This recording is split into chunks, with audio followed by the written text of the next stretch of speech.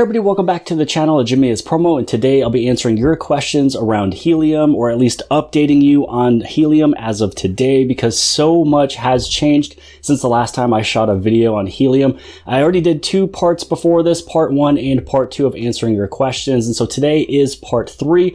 And again, so much has changed. We have over 79,000 hotspots now online.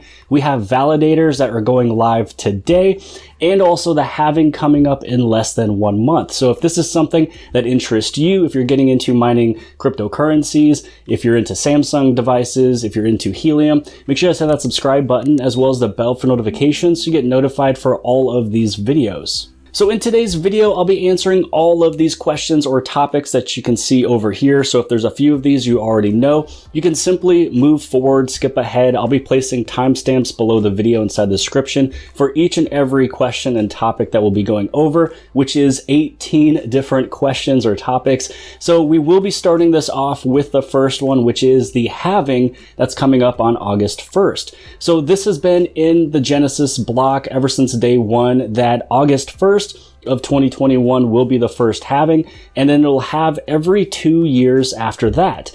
Now, a lot of people always mention, oh, that means that everything that I get will be cut in half. So that means all the earnings. So technically, yes, the rewards will be cut in half. So instead of 5 million rewards that are given each month, it'll now be down to 2.5. But even though the rewards will be cut in half, so instead of you seeing 2 helium a day, you might see 1 helium a day, the value of helium can go up. So let's say today you get 2 heliums and it's trading for $13 right now. That means that you've earned $26. Well, maybe after the halving, if we go back up into the 20s, we've already seen $22 and $23 helium.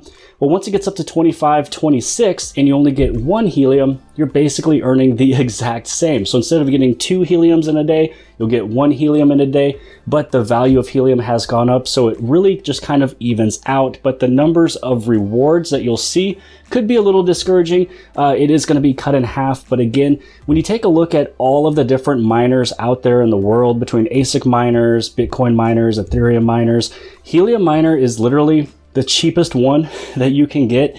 It is the lowest cost miner with the highest output and yielding revenue in terms of your profits. So your ROI will be paid off much, much faster with a Helium miner. And then everything after that is just profit. So when you take a look at a $10,000 or $13,000 miner, it's going to take you a full year to ROI. But when it comes down to a Helium miner, it usually only takes 1 to 2 weeks to ROI, even though some of the rewards have been going down lately. So as long as the price goes right back up, then you'll be ROIing within probably less than a couple weeks or less than a month. So part 2 to this, I do want to mention, what can you do to increase the rewards even though it will be halved? So one way you can do this is make sure that your antenna is moved, maybe upgrade the antenna to a larger or higher dBi so it can go a little bit further of a distance, or maybe put your antenna off on the roof outside of your apartment building on, maybe a stand or a railing if you have it. So actually within the next week or 2 weeks,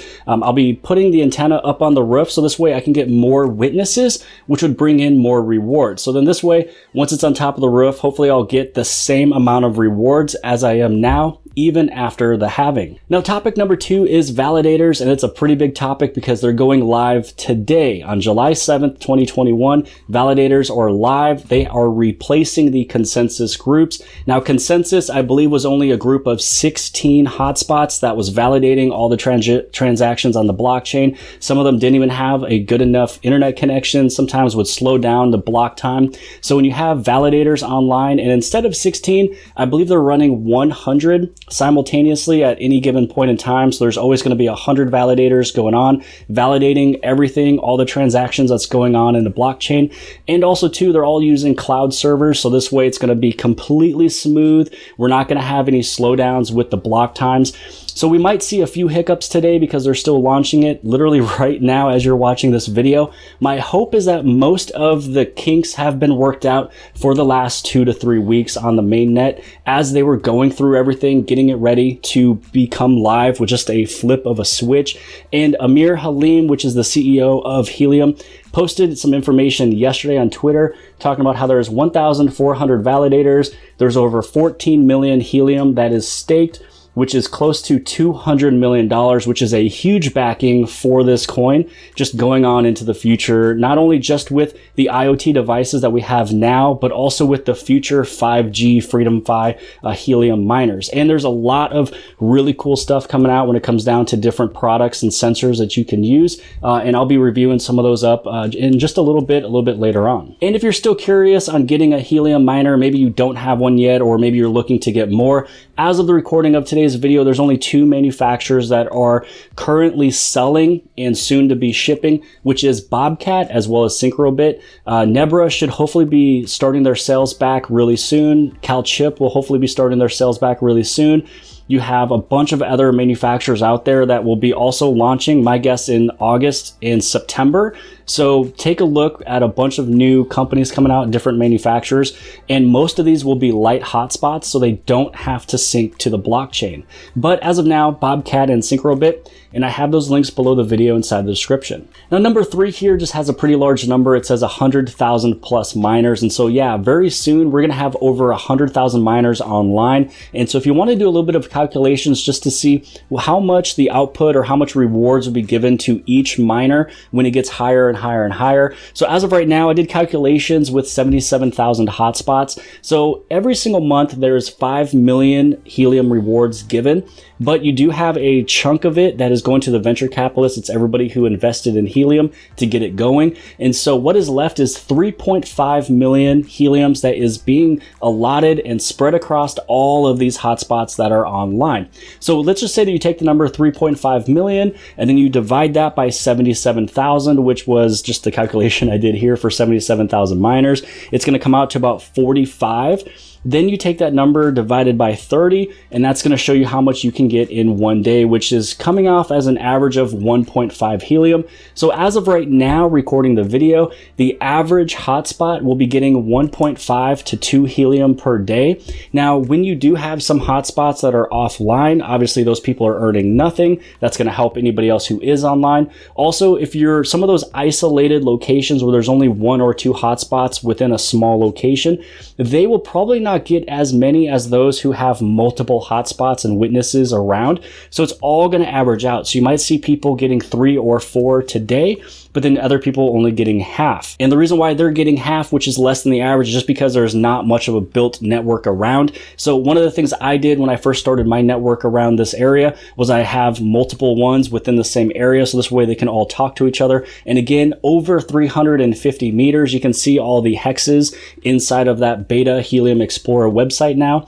And you want to put them within 2 kilometers with each other just to ensure that they should be able to speak to each other no matter the territory. Sometimes they might not hit, but they usually should after a few days. Now, all the rest of those, that would be a hotspot that's over 2 kilometers. It really just depends on the terrain in between your hotspot and their hotspot. And especially if you're up super high, you should also be able to hit those that is beyond 2 kilometers. But again, really dependent on the terrain. Now, number 4 is a question that was asked to me, which is, would I personally buy a miner right now? And is it still worth it? So for the first portion of this question, would I personally buy one? I wouldn't, just because it's my personal situation. I have no other locations to put more miners. I have over 20 miners that I have purchased, and all of them are sitting in locations where I believe a couple of them will have to move after they purchase their hotspots, then I have to find a new location for those ones to go. So personally, I ran out of all locations. I can put them between friends, families, businesses, things like that.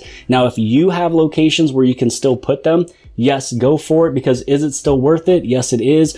These miners are super low cost, being anywhere between $400, $500, $600, and they're able to ROI within 1 week, 2 week, or a month, depending on where you're located with how many witnesses are next to you. When you take a look at ASIC computers or ASIC miners that cost anywhere between $8,000, $12,000, $20,000, the amount that they mine in with Bitcoin, Ethereum, Litecoin, and all the rest, you're going to be looking at usually ROI is 10 to 12 months, no matter which one you buy at whichever price. And that's just the way that the world has always been with ASIC computers and ASIC miners. Now, with this one, again, being done in 1 week, 2 week to a month to ROI, everything after that is profit. Yes, definitely still worth it. And as of today, the halving has not happened, and in less than a month it will happen, and that is the first halving of helium.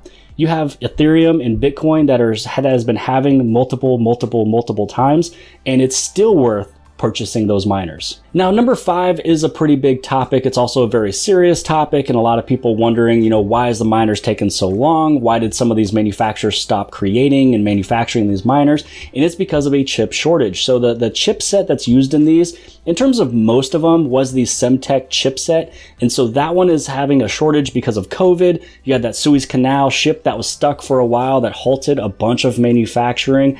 And the shortage is really nothing new between everything mentioned. Also with the housing market, with the lumber, wood, your copper, metals, any type of chip that's used in really any computer or any electronic.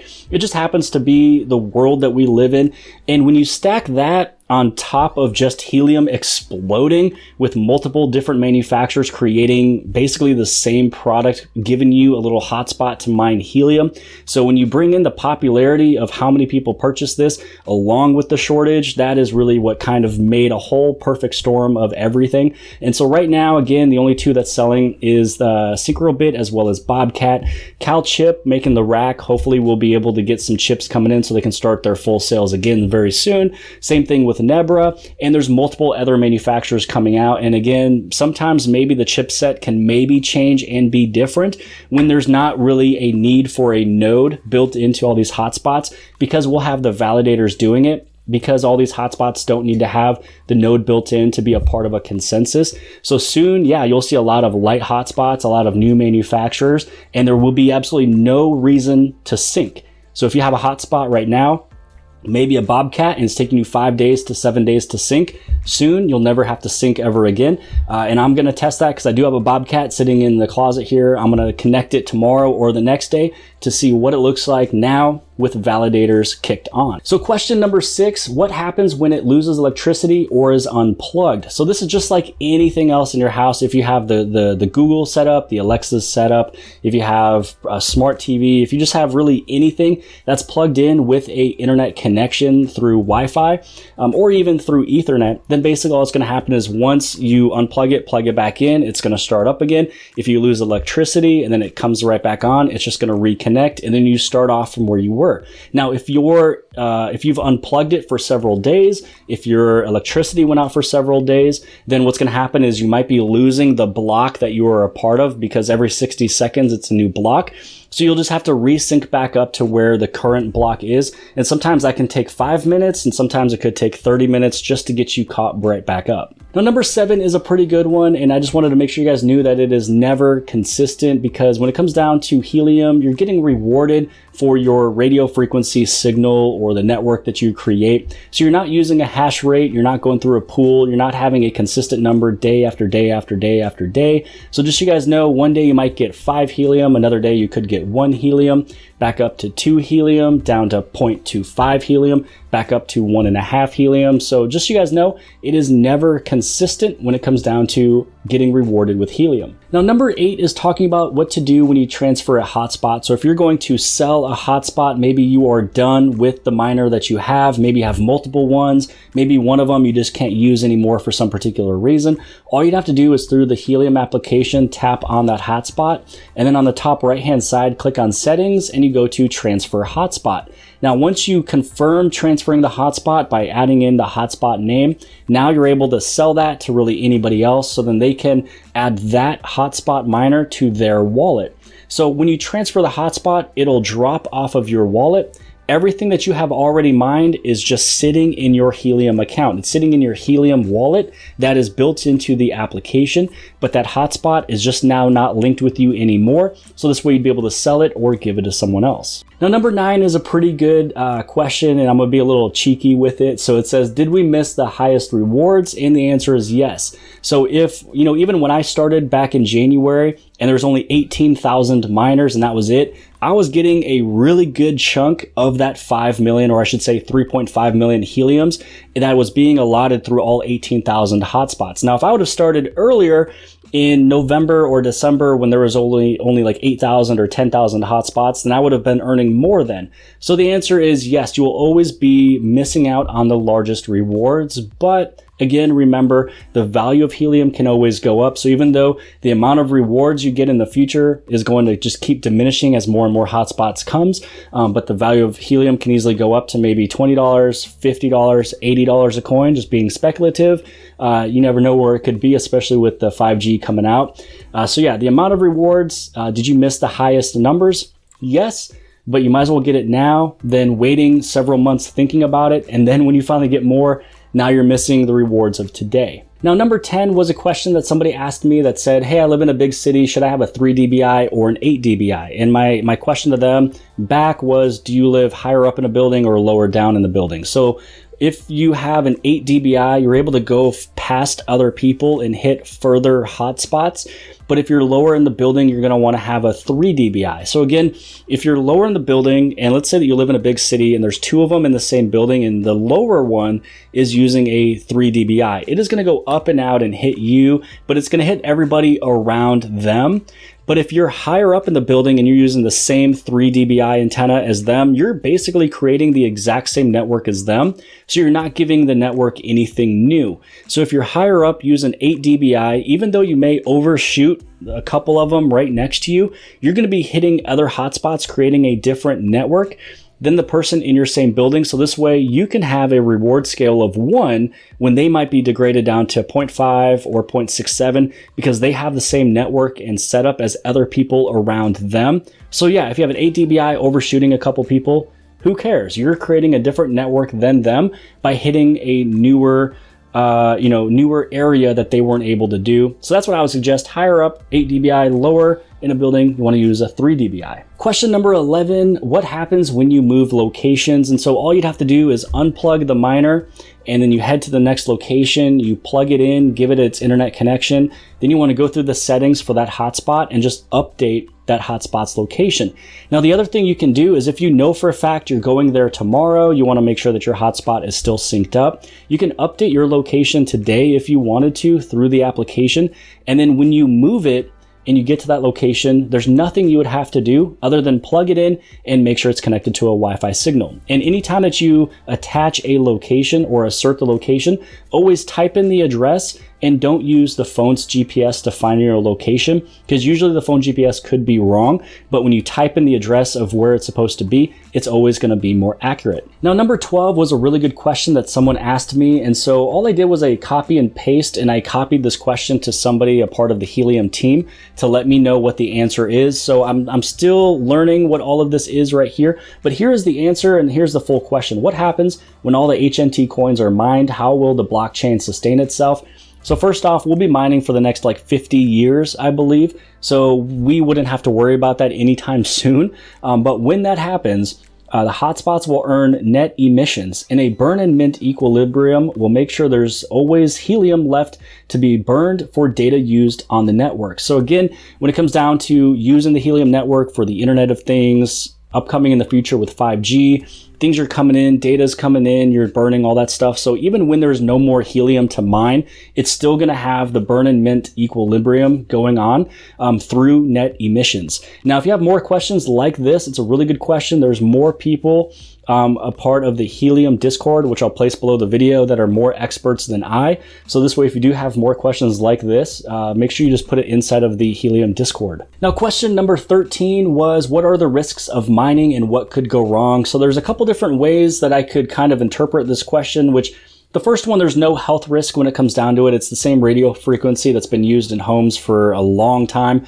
when it comes down to those cordless phones in the house. For your phone to still have a connection to talk with the person you're speaking to that base, it's the 915 megahertz spectrum, same used when it comes down to the radio frequencies. So there's nothing in harming of the person, especially because it's been approved from the FCC and the CE passings and things like that. Also, for risks of mining, it could be electricity going out, Wi-Fi going out, so you just have to wait for those to kick right back on. Also, what could go wrong could be maybe a miner comes into the same building as you. So we kind of talked about that. All you'd have to do to kind of combat that is have a different antenna than them, or hopefully you're higher than them.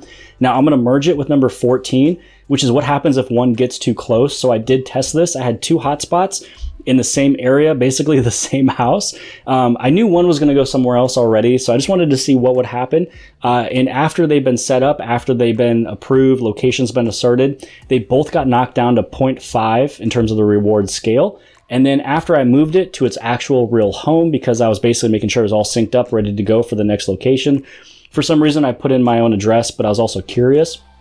Other than that, it took 2,500 blocks or about 7 hours for it to go away. So from when I noticed the degrade of my reward scale from the full 1 down to 0.5, after I moved that hotspot, it got connected, reasserted locations. It took 7 hours for the blockchain to update everything, knowing for the fact that that there's not another miner within the area. And so it put me right back to my full 1 reward scale. Question number 15, somebody asked, and it's been a lot of people, what if I want to set it up at a family's house that is 8 hours away? So one of the things that you'd want to think about is, number one, would you want them to have all of your login information with the 12 private code words, things like that? And if that's not the case, then all you have to do is connect it to your house if you want to. Don't put on the location just yet. You can just start having the miner sync up at your house, send the miner over to your family that's over 8 hours away, and then have them plug it in to the Ethernet. Because more than likely, if you're plugging it in through the Ethernet, you just want to make sure that that port is open. So this way you don't have to have a code or a password. Now, if they are planning to connect it through Wi-Fi, then you would just have to set it up yourself through the application, or you're going to have to give them your application information for your login, password, and the 12 words so they can go through the settings and set it up. So for me personally, when I set it up, I have them set up between 3 different states at the moment. And so when I went to the one furthest away visiting family, I set them all up personally, and then I just came right back home. So that's one thing to do. If you wanted to get it all synced up, ready to go, you can add the location at any given point in time of where it's sitting. But again, at their house, if they connect it through Ethernet, just make sure that they don't have to use a code or a password.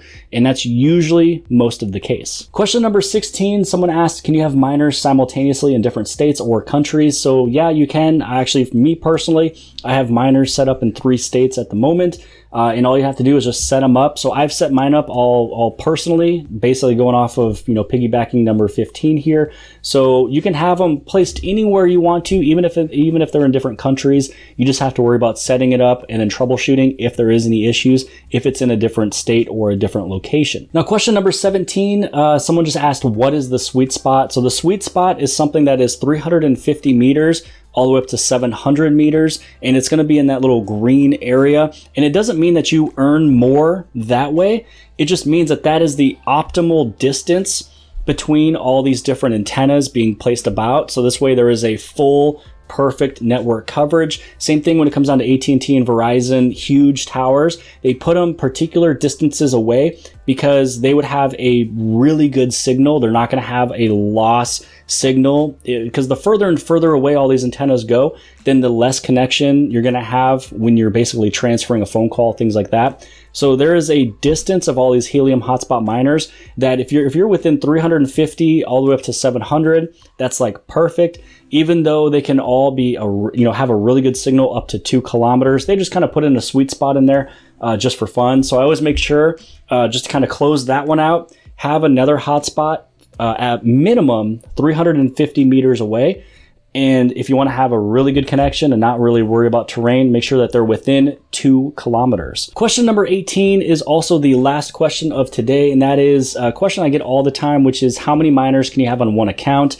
And you can have an unlimited amount of hotspots on one account. So if you purchased 15 hotspots, if you got 50, if you have 100 hotspots or even more, you can attach all of those hotspots to the same Helium account. So when you think about it, there's companies out there who have purchased, 1,000 of these things and sending them to people to host for them. And they might actually have all 1,000 on the same account. So I've seen one that has like 647 on one of them. So I'm pretty sure that's Emirate, and that's probably one of their accounts. So yeah, you can have more than, one hotspot on each account, because someone was like, if I get 5 hotspots, do they have to have 5 different accounts? Do I have to get the app on several different phones? And it just, that would make it really hard. You have to log in, log out, log in, log out, switch between all of them. And so yeah, you can have unlimited amount of hotspots on your Helium account. Now that is today's video answering all the questions, part 3, 18 questions or 18 topics, going over everything, talking about everything new between the halving, validators, the updated 79,000 hotspots, and then all the rest of these questions. So I hope you guys appreciated this video. Hopefully you got a little bit of substance from this video. Hopefully you learned something from this video. If you did, please give it a big thumbs up, write some comments below, write some more questions below. Also too, if you guys have not subscribed, make sure you guys subscribe on the very bottom left-hand side. And if you like this video, then more than likely you'll also like this video. And I'll see you guys later.